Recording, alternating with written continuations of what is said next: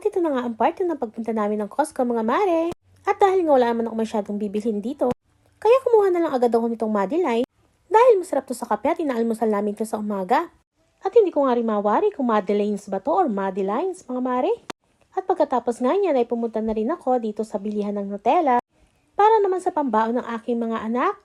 Kaso nga lang meron ako isang anak na hindi pwede magbaon ng chocolates mga mare. Dahil meron nga siyang classmate na may allergy sa chocolates. Kaya pinagbabawal sa kanila ang magpabaon nito.